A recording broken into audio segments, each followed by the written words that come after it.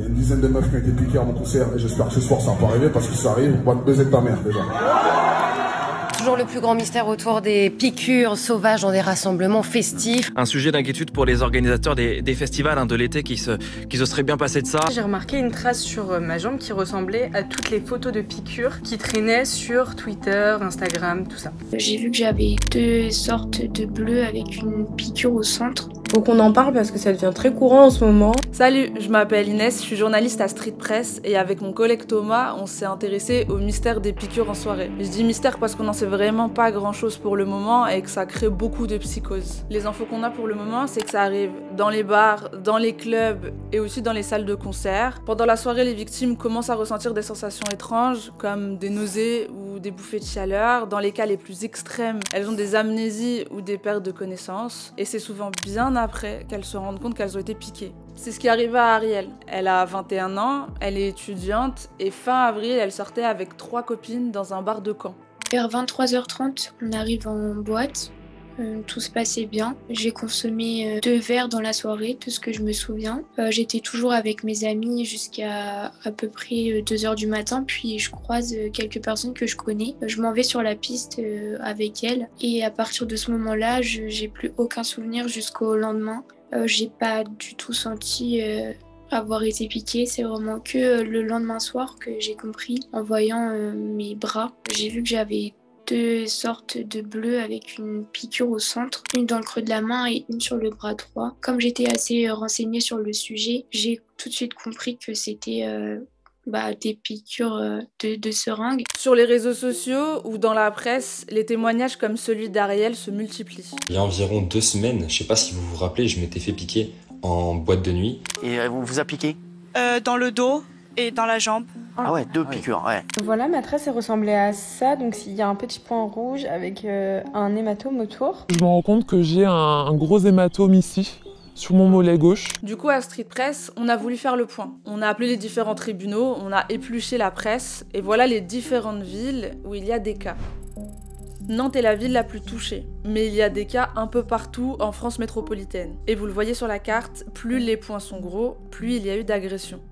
En tout, au moment où on tourne cette vidéo, 350 personnes ont porté plainte pour des agressions à la piqûre. Début mai, au moment où il y avait une centaine d'agressions, RTL avait expliqué que 80% des victimes étaient des femmes. D'après les différents parquets qu'on a appelés, il n'y a eu ni vol ni violence après toutes ces agressions. Et pour le moment, aucune seringue n'a été retrouvée et aucun suspect n'a été interpellé.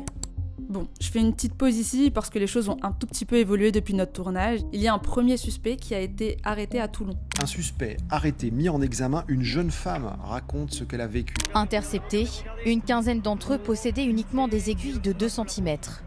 Un autre, une seringue vide. Plus tard dans la nuit, un homme de 20 ans a été interpellé, puis mis en examen et écroué.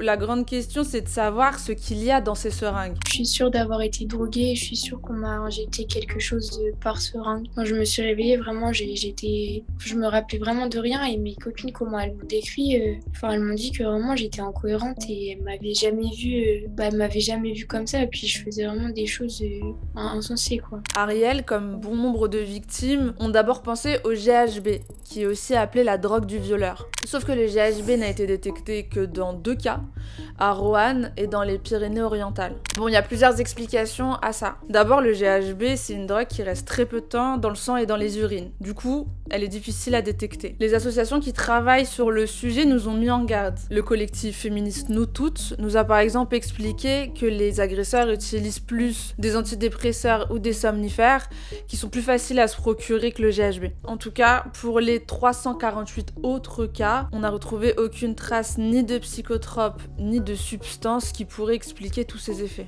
J'ai du mal à dormir alors que je suis vraiment super fatiguée, mais dès que je m'endors, je rêve que je suis dans un coin, dans une soirée, que je suis vraiment droguée et que j'arrive pas à retrouver mes copines, j'arrive pas à bouger. Donc c'est un peu, ça me reste dans la tête tout le temps. Et le mystère ne se cantonne pas seulement à la France, puisque des cas similaires ont été constatés et en Belgique et en Grande-Bretagne. Et là-bas aussi, il n'y a aucune explication. Et évidemment, toutes ces questions sans réponse inquiètent beaucoup de gens. Maintenant, on va plus oser sortir parce que les gens sont complètement fous, quoi. C'est pas comme la drogue dans les verres où on pourrait se dire, on met un cache sur le verre, quoi. Le 8 mai, dans une fan zone de Nantes, une suspicion de piqûre a créé un mouvement de foule et il y a eu la même chose à Montauban en avril dans une boîte de nuit. Côté gouvernement, Elisabeth Moreno a pris la parole sur le sujet pendant un déplacement à Marseille. À l'époque, elle était ministre déléguée à l'égalité entre les femmes et les hommes. Ces violences-là, dans les bars, elles sont de la responsabilité de tous. Il faut les dénoncer, il faut que les victimes parlent, il faut que les responsables des établissements prennent tous les dispositifs qu'ils peuvent prendre pour les protéger. Et la prise de conscience de l'ensemble de la société sur le fait que les violences faites aux femmes ne sont pas éradiquées, y compris dans notre pays, c'est ce qui va nous permettre d'avancer sur ce sujet. En février, juste avant la réouverture des clubs et le début de ces agressions à la piqûre, le gouvernement a lancé un plan national anti-GHB. Donc il y aura des affiches avec par exemple écrit « Tu penses que ton ami a été drogué, voilà la plateforme ». Et il y a un QR code à flasher, y compris pour les amis de personnes qui ont été droguées au GHB à leur insu, qui leur permet d'alerter la police et la gendarmerie pour venir au secours de ces personnes. Mais le problème, c'est que selon les associations féministes, le message n'est pas le bon. On a discuté avec des militantes d'Héroïne, qui est un collectif féministe très actif sur la question de ces agressions à la piqûre, et pour elles, il faut cibler les agresseurs et non les victimes. La prévention, pour qu'elle soit efficace, il faut que le message soit clair et précis et qu'il s'adresse aux personnes susceptibles de commettre ces infractions. Donc, pour nous, l'affiche, elle fait passer le message aux agresseurs que l'établissement aura une politique de tolérance zéro. C'est un positionnement de l'établissement qui est un positionnement vis-à-vis des agresseurs, mais qui est aussi un positionnement vis-à-vis des victimes. Et de dire aux victimes, si vous avez le moindre souci, vous nous contactez, on sera là pour vous aider et vous accompagner. Du coup, en réaction, les militantes d'Héroïne ont créé leur propre visuel qu'elles ont mis gratuitement à disposition des lieux de fête qui veulent les utiliser. Et cette initiative a également été prise par nous toutes, Act Right et Consentis. Bon, malgré toutes ces interrogations, il faut savoir que ces agressions à la piqûre sont prises au sérieux par les organisateurs de soirées et de festivals pour cet été. Si vous avez plus de questions sur ce phénomène des piqûres, il ne faut pas hésiter à se rapprocher des associations et des collectifs féministes dont on vous a parlé dans cette vidéo. On va vous mettre tous les liens et tous les noms en description. Nous, de notre côté à Street Press, on va continuer à suivre ce dossier pendant l'été. On vous en parle dès qu'on a du nouveau. Alors n'hésitez pas à vous abonner et à nous suivre sur nos différents réseaux sociaux.